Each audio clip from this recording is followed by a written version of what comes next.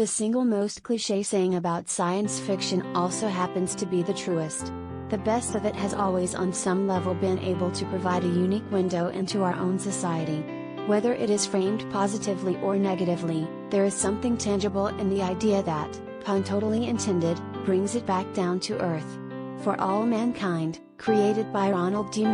Nedivi, and Matt Wolpert presents an alternate history in which the Soviet Union reached the moon before the Americans, thereby making it so that the space race of the 1960s never ended.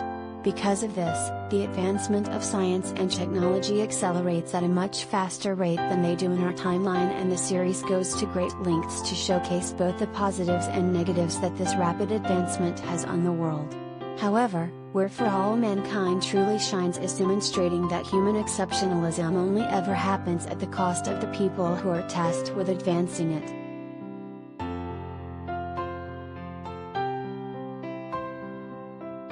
Collider video of the day.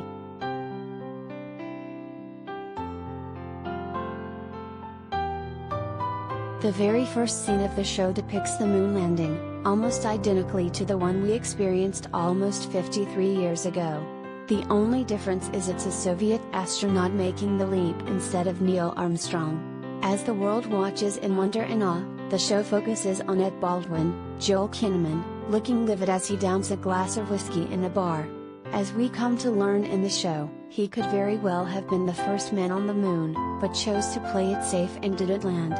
This need to be a pioneer is what drives him through the course of the series, and in many ways he succeeds.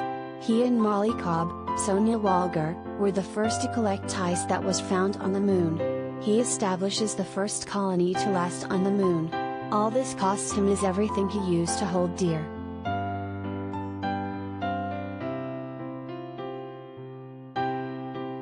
The series goes to great lengths to make sure the audience knows that staying up there for long periods of time is nothing short of hell.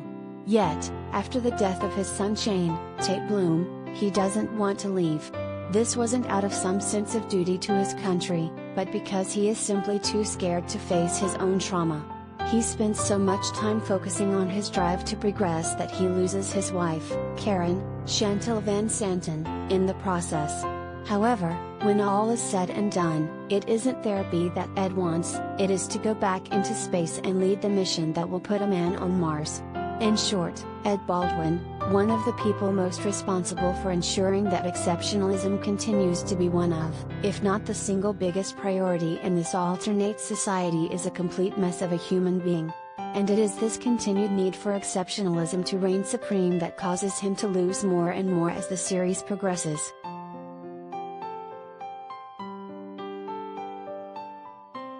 Even well-adjusted people are forced to sacrifice their own happiness in the show for exceptionalism to prevail. This is most exemplified by Ellen, Jodie Balfour's storyline. She is an astronaut, who happens to be gay. She married a gay man, Nate Caudry, both of whom are unable to come out due to the pressures of the politics involved with the people they work for. Appearing to be heterosexual, wholesome, controversy-free people, who can be ambassadors to NASA is just as, if not more important to the organization than actually being a qualified astronaut. Not being able to come out forces her to choose between her career and the woman she has fallen in love with. Ultimately, she knows that the platform she has garnered over the course of the series can go a long way in furthering the advancement of the space program. In many ways, this can help a lot of people, particularly women who get more opportunities, but this comes at the cost of her own personal happiness.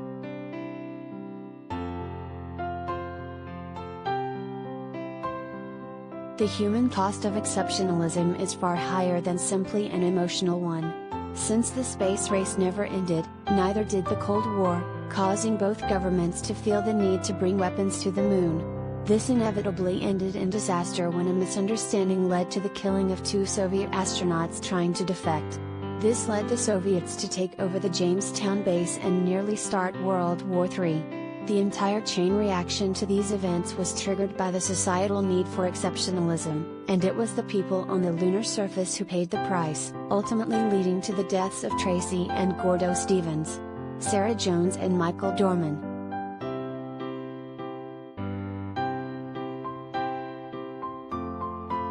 While the series makes sure to show how high of a cost exceptionalism has on the people at the forefront, it doesn't outright condemn it. More so, it shows that progress is determined by choice, and this is both the cause of both the many failures and the successes that occur in the world. In this world of constantly moving progress, women and people of color were accepted in the space program much faster than their real-world counterparts.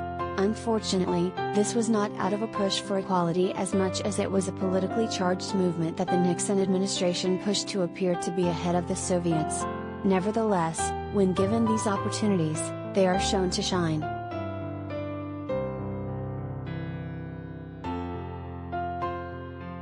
In the previously mentioned episode where the Soviets have taken Jamestown and nearly caused war, it was also the need for exceptionalism that ultimately stopped it, because of the people chosen to go up there. Danielle Poole, Chris Marshall, and the Soviet astronauts who had previously been assigned to capture a picture shaking hands inside a cooperating spacecraft that both governments built. After the Jamestown takeover, they were both ordered to scrap the mission and return home. Instead, Danielle and the Soviet astronauts decided to get the picture anyway, and it was so touching that peace ended up prevailing. It was exceptionalism that drove tensions to that point, and also exceptionalism that ended up saving the day in the end. The key factor was that they chose the right people to be at the forefront in the end.